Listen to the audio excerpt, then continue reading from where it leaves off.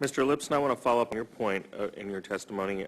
You note that the National Organic Program, and I assume the National Organic Standards Board, are wrestling with regulatory questions where research could assist in forming these regulatory responses. Can you expand on that point? Yes, sir.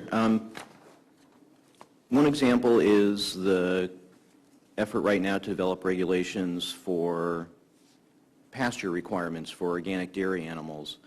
There's a great deal of difficulty that the program is having in figuring out how to define in an enforceable way what's adequate nutrition from pasture in order to write a regulation that meets the spirit and letter of the 1990 law.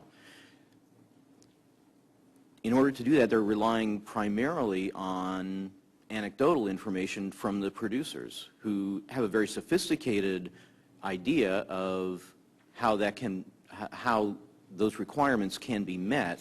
But in order for the regulatory program to put that into a legalistic framework, they are straining to find scientific data that backs them up and gives them a strong legal foundation for making those changes. Now, there's good work in the pipeline, in the research pipeline now being done that could help with that, but it's coming very late in the process.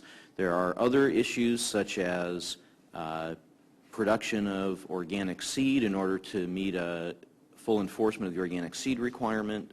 A whole number of areas where there just isn't yet good scientific information that an agency typically would rely on in writing these regulations. Thank you. Thank you very much. I'll now call. Just kind of go down there, but obviously one of the things that is important is the certification process and the enforcement process, if you're going to have a certification process and the enforcement. What is the general consensus right now, how that process is working, both from the certification side and the enforcement side? And Mr. Lipson, we'll start down on your side, we'll move to your right. The certification and accreditation program run by USDA is the standard for the world. There's no question about that. And the integrity that has been built